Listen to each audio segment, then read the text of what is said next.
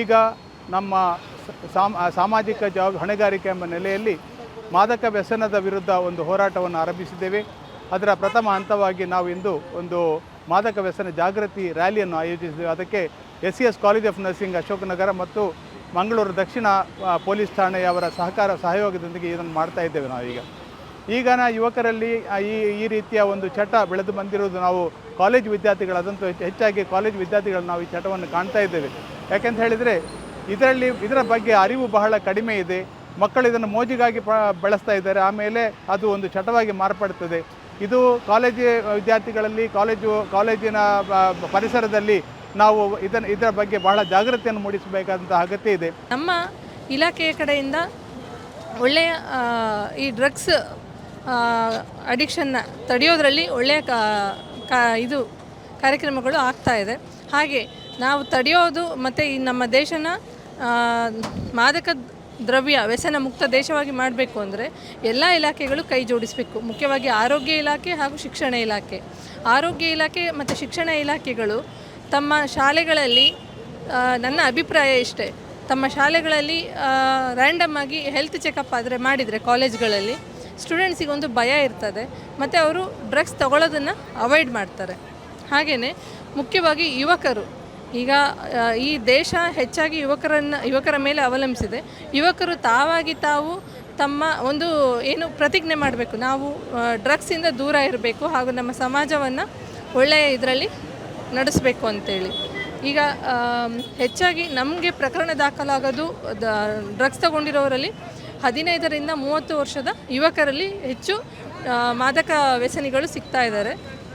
ಹಾಗಾಗಿ ಈ ಯುವಕರೇ ಒಂದು ಪ್ರತಿಜ್ಞೆ ಮಾಡಿ ಡ್ರಗ್ಸನ್ನು ತಗೊಳ್ಳೋದನ್ನು ಅವಾಯ್ಡ್ ಮಾಡಬೇಕು ಮತ್ತು ಕಂಪ್ಲೀಟಾಗಿ ನಿಲ್ಲಿಸಬೇಕು ಅಂತೇಳಿ ನನ್ನ ಒಂದು ಕೋರಿಕೆ. ಇವತ್ತು ಏನು ನಾವು ಮಾದಕ ದ್ರವ್ಯ ಜಾಗೃತಿ ರ್ಯಾಲಿಯನ್ನು ಕೈಗೊಂಡಿದ್ದೇವೆ, ಇದು ಯಶಸ್ವಿಯಾಗಿ ಆಗಿದೆ. ತುಂಬ ಖುಷಿ ಆಗ್ತಿದೆ. ಯಾಕಂದರೆ SES ನರ್ಸಿಂಗ್ ಕಾಲೇಜ್ನ ಒಂದು ಸ್ಟಾಫ್ ಆಗಿ ನಮ್ಮ ಮಕ್ಕಳು ಇದರಲ್ಲಿ ಇನ್ಕ್ಲೂಡ್ ಆಗಿದ್ದು ನನಗೆ ತುಂಬ ಖುಷಿ ಕೊಡೋ ವಿಷಯ ಕೂಡ ಆಗಿದೆ. ಸೊ ಮಾದಕ ದ್ರವ್ಯ ಸೇವಿಸಬಾರ್ದು, ಸೇವಿಸೋದನ್ನು ತಡೆಗಟ್ಟಬೇಕು ಅಂತ ನಮ್ಮ ಯುನಿವೆಫ್ ಒಂದು ಮಂಗಳೂರು ಶಾಖೆಯ ಉದ್ದೇಶ ಕೂಡ ನಮಗೆ ಒಂದು ಹೆಮ್ಮೆ ಕೊಡುವಂಥ ವಿಷಯ ಕೂಡ ಆಗಿದೆ.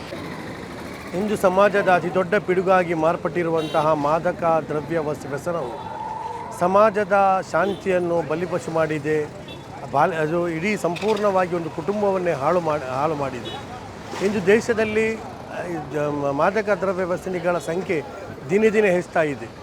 ಮತ್ತು 2019 ಅಂಕಿಅಂಶಗಳ ಪ್ರಕಾರ ಈ ದೇಶದಲ್ಲಿ ಸುಮಾರು 14.6% ಮದ್ಯ ವ್ಯಸನಿಗಳು ಮತ್ತು 2.8% ಗಾಂಜಾ ವ್ಯಸನಿಗಳು ಈ ದೇಶದಲ್ಲಿ ಇದ್ದಾರೆ ಎಂಬ ಒಂದು ಆಘಾತಕರವಾದಂತಹ ಮತ್ತು ಸ್ಫೋಟಕವಾದಂತಹ ಒಂದು ವರದಿ ಬಂದಿದೆ.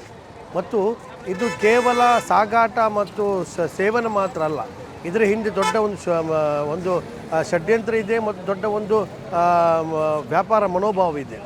ಆದ್ದರಿಂದಲೇ ಇದು ನಿಲ್ಲುವುದಿಲ್ಲ. ಇದು ನಿಲ್ಲಬೇಕಾದರೆ ಇದರ ಮೂಲವನ್ನು ಹುಡುಕಿಕೊಳ್ಳಬೇಕು.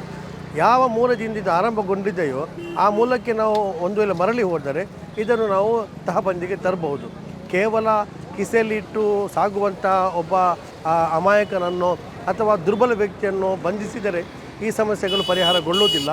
ಈ ಸಮಸ್ಯೆಗಳು ಪರಿಹಾರಗೊಳ್ಳಬೇಕಾದರೆ ವ್ಯಕ್ತಿಯಿಂದ ಹಿಡಿದು ಸಮಾಜ, ರಾಜ್ಯ, ದೇಶ ಮತ್ತು ದೇಶದ ಪ್ರತಿಯೊಬ್ಬ ಹಿತೈಷಿ ಕೂಡ ಇದರ ಬಗ್ಗೆ ಕಾಳಜಿ ವಹಿಸಬೇಕು, ಪ್ರಯತ್ನ ಪಡಬೇಕು. ಮತ್ತೊಂದು ಕೊನೆಯ ವಿಚಾರ ಏನೆಂದರೆ, ಸರ್ಕಾರಗಳು ಕಾನೂನುಗಳು ರೂಪಿಸುತ್ತವೆ, ಆದರೆ ಅಷ್ಟೇ ಸುಲಭದಲ್ಲಿ ಕಾನೂನಿನ ಕುಣಿಕೆಯಿಂದ ತಪ್ಪಿಸಿಕೊಳ್ಳುವಂಥ ಮಾರ್ಗಗಳನ್ನು ಇಂತಹ ಜನರು ಕಂಡುಕೊಂಡಿದ್ದಾರೆ.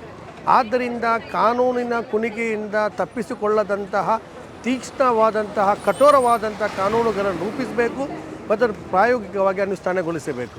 ಆಗ ಮಾತ್ರ ಈ ದೇಶದಿಂದ ಮಾದಕ ವ್ಯಸನವನ್ನು ನಾವು ನಿಯಂತ್ರಿಸಬಹುದಾಗಿದೆ. ಸಂಪೂರ್ಣ ಮಾದಕ ಮುಕ್ತ ದೇಶವನ್ನು ಮಾರ್ಪಡಿಸಬಹುದು.